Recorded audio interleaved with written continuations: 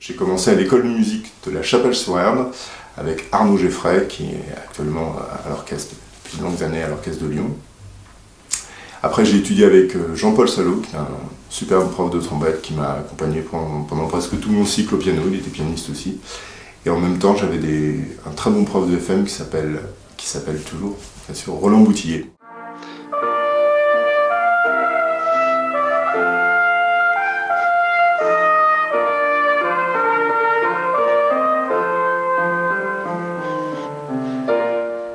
Après, je suis entré au collège en classe cham au conservatoire de Nantes, avec un monsieur qui s'appelait Monsieur Moda, qui était co-soliste de l'orchestre des Pays de la Loire. Après, je suis allé au conservatoire de la ville de Paris avec Gérard Boulanger. Au conservatoire, c'est là où j'ai commencé à faire du big band. Là, j'ai commencé à prendre le virus. Et puis j'ai fait un prix d'organologie là-bas. J'ai passé, voilà, ça m'intéressait la facture. Je suis retourné à Nantes avec un monsieur qui s'appelle André Henry, qui était le soliste de l'orchestre à l'époque. Une rencontre incroyable, un monsieur, je pense que je devais avoir 17 ans, 18 ans, et il en avait 28, et il jouait incroyable. Il joue toujours incroyable, mais voilà, c'était une belle rencontre. Et puis j'ai terminé mes études dans la classe d'André Gingue à Lyon, où là j'ai fait 3 années incroyables avec une classe de 16 grands, où j'ai croisé Olivier Bonbrun, Johan Chetaille, Ghislain Poirier, Florent Loret, enfin voilà, d'illustres trompettistes maintenant qui en font tous à peu près leur métier. J'ai étudié la trompette naturelle avec Jean-François Madoff à la Schola Cantorum de Bâle et j'ai terminé au CNSM de Lyon en musique ancienne.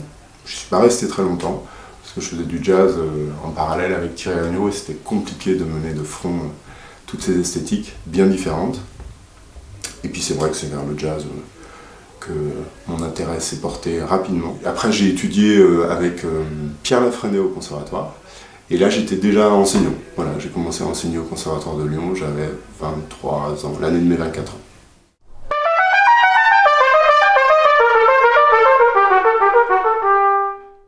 Depuis 2010, je joue dans le Keystone Big Band. C'est un big band qui a été formé par Bastien Balaz, John Boutelier, Fred Nardin et David Enko. Et moi, j'avais rencontré John au Big Band du Conservatoire de Lyon. Les toutes premières années où j'ai commencé à enseigner au conservatoire, je jouais au Big Band. Et quand il a monté ce Big Band, il m'a dit « Thierry, ce serait bien que tu nous rejoignes ». Donc je faisais le lead au CNR et il me propose donc ce poste. Et là, je lui dis « Non, John, il faut moi que je fasse la troisième trompette, des solos. Et tu vas appeler Vincent Labarre, voilà. Vincent, avec qui je joue depuis très longtemps dans plein de groupes à Lyon. Et donc a commencé cette aventure du Keystone.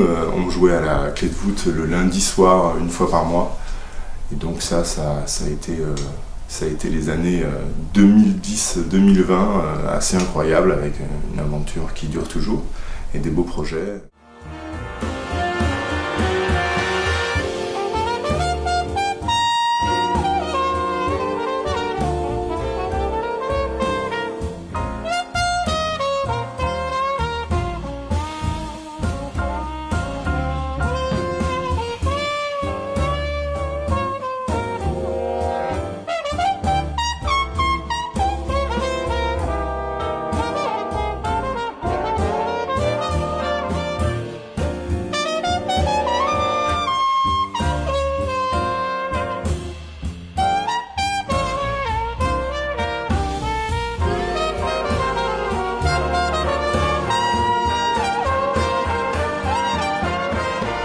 On a commencé à faire un Pierre Leloup de jazz.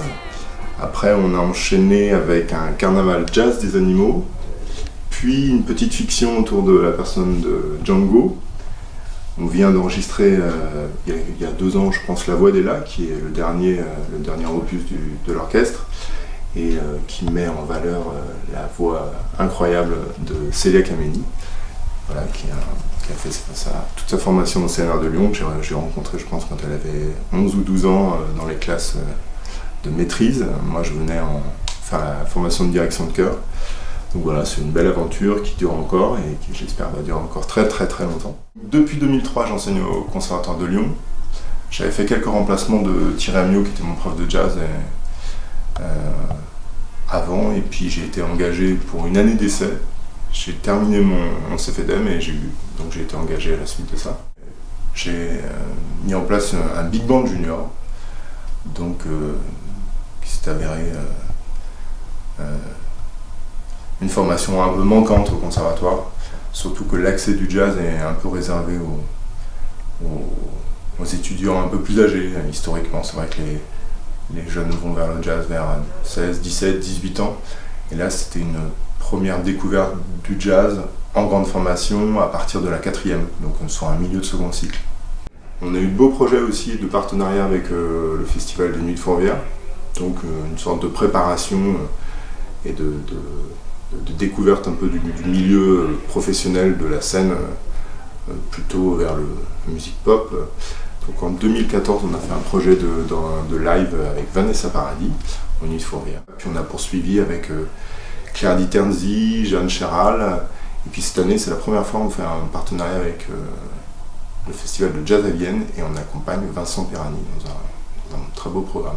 Donc en parallèle, du coup, je continue à avoir une activité de trompettiste classique parce que c'est mon esthétique d'origine avec laquelle j'ai commencé. Et puis j'avais un grand-père trompettiste,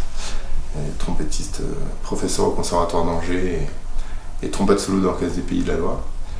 Donc voilà, un élève de Jeanne Fauveau, il a eu son prix en 1948. Donc ça fait partie j'allais dire de l'ADN, mais de ma culture en fait. Donc c'est pas, comme j'en fais pas pendant longtemps, ça me manque. Puis j'ai joué beaucoup en trompette à orgue avec une personne qui était vraiment un ami, qui s'appelle Paul Coueffet, qui est un organiste, très bon pianiste, très bon organiste, avec qui j'ai fait beaucoup de concerts dans les festivals en Ardèche et puis autour de Lyon. Et puis j'ai la chance d'intervenir de temps en temps dans des orchestres, donc j'ai joué beaucoup avec l'Opéra de Lyon entre 2010 et 2013, je pense. Fait des tournées à Paris, dans les Mamelles de Tiresias. Donc voilà, j'ai eu la chance de travailler avec Pascal Savignon, qui était le co-soliste à l'époque et qui m'a vraiment appris le métier de haut pupitre. Donc c'est une chance d'avoir fait ces séries. Après, j'ai joué avec l'orchestre des Pays d'Auvergne, avec le Capitole de Toulouse, et puis depuis 2015, je joue régulièrement avec l'orchestre d'Île-de-France, où j'ai retrouvé Johan Chotaille, avec qui j'avais fait mes études à Lyon, et qui a un trompette solo incroyable. Donc c'est un régal d'aller faire des séries avec lui.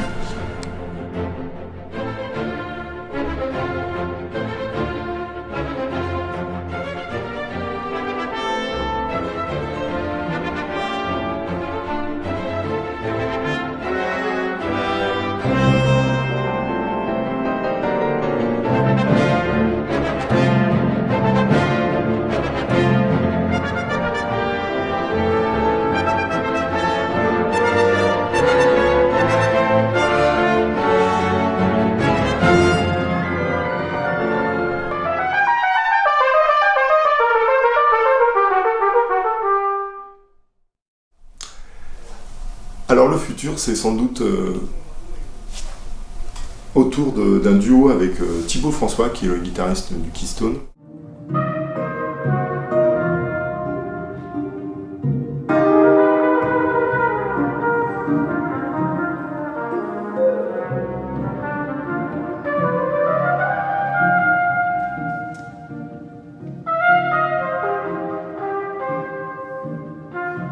C'était l'occasion pour moi de revenir à mes premières amours qui m'ont fait découvrir le jazz en fait.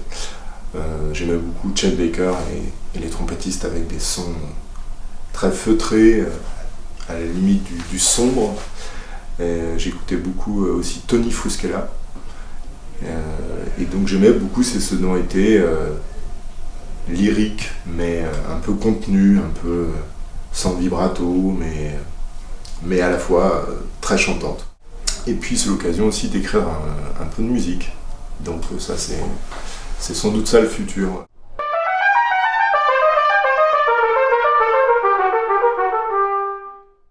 La légende voudrait que j'ai beaucoup de trompettes et beaucoup d'embouchures. La légende dit un peu vrai. Mais finalement, sur toute la période du Keystone, j'ai joué effectivement 2 trompettes. Donc en gros, je joue une Bach 72 étoiles branche 43. Et j'ai fait une petite étape sur une très bonne trompette, une Canchul Chicago, qui est une copie en fait d'une Besson Mea d'avant-guerre. Donc un instrument plus ouvert au niveau du corps, des pistons, mais avec un pavillon très resserré, qui doit être à 120, alors que sur la Bach ça doit être 124 je crois. Et donc pas du tout la même configuration de jouerie, un instrument très léger. Et du coup, cette trompette, c'est Félicien qui la joue à la troisième trompette maintenant. Donc on a fait un petit échange. Donc voilà, toujours cette Bach 43-72, c'est un peu la même, rafistolée avec des bouts, changement de branche, changement de pavillon. Donc voilà. Au niveau des embouchures, alors, pour le big band, je joue une Bob Reeves 42S. J'ai commencé, comme j'avais fait mes études sur une année lycée, comme beaucoup de personnes, je jouais une 14 à 4A au début, mais c'était trop élevé pour ce que j'ai à faire. Donc la 42S Bob Reeves est très très bien. Le problème, c'est que je n'ai jamais trouvé une deuxième qui ressemblait à celle-là, donc je la garde précieusement. Et puis pour le classique, à l'orchestre, je joue Bresselmayer. Donc je fais des essais de configuration, mais par exemple pour la première de Malheur, je jouais avec la G3 stock, Borgé, cuvette G3, trompette à palette Weimann. Et puis ma trompette en ut, c'est la même que je suis allé acheter avec mon grand-père quand j'avais 14 ans, je crois, ou 13 ans. Et qui est une 25H pavillon 239 Delerny. Et ce qui est drôle, c'est que quand je suis rentré au conservatoire de Nantes, je suis rentré en jouant une Aubertin, voilà, et que c'est une trompette française traditionnelle. Et je jouais une Aubertin avec ma lycée, c'était la trompette de mon papa, voilà, qui fait aussi de la trompette.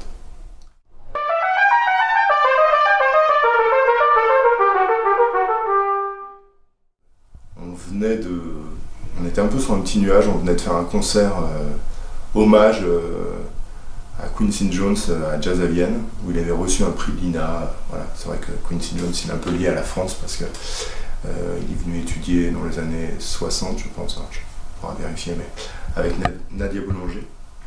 Et qu'un peu après, il a travaillé pour Barclay. Je pense qu'à l'époque, ça devait être Mercury. Il faudra vérifier tout ça parce que je ne connais pas tout ça par cœur, mais Mercury donc, qui faisait des enregistrements de jazz. Et donc il reçoit ce prix de l'INA à Vienne, on fait un concert avec lui.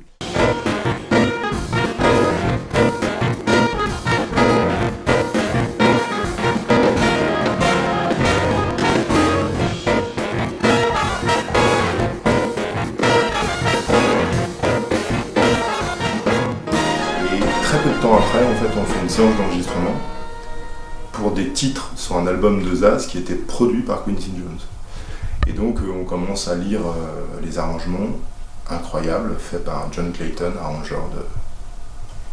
illustre arrangeur. Et en fait, à un moment, on se retourne et dans la cabine, il y a Quincy Jones. Donc voilà, moi Quincy Jones, j'ai écouté ça, j'ai écouté Quincy Jones, trompettiste, saxophoniste, arrangeur, Michael Jackson, Miles Davis, enfin voilà, quand vous voyez ce monsieur, vous voyez un petit peu tout le jazz.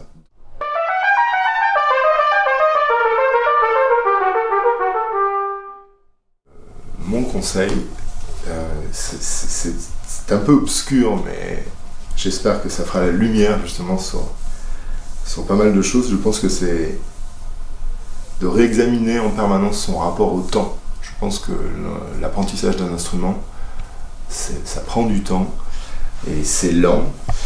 et que beaucoup de choses dans la vie des jeunes de maintenant, même de nous, hein, s'accélèrent. Parce que c'est difficile pour un jeune qui a 10 ans aujourd'hui d'imaginer que nous, quand on voulait écouter un disque de Quincy Jones ou de Miles, on allait en vélo ou en bus à la bibliothèque, qu'on emprunterait 3 CD, qu'on copiait sur une cassette, et que c'était pas 3 clics sur YouTube. Donc tout s'accélère dans la vie de ces jeunes. Mais le rythme de l'apprentissage, comme le rythme de la lecture par exemple, d'un livre, ça reste plus ou moins le même à notre époque qu'à leur époque. Donc en fait je pense qu'il faut vraiment se donner le temps, parce que ça prend du temps et que vouloir aller trop vite, c'est souvent avoir une évolution en dents de scie où on se blesse. Donc il faut chercher quelque chose de constant, de linéaire, et ça apporte, je pense, pas mal de sérénité dans l'étude de la musique, hein, mais dans l'étude en général.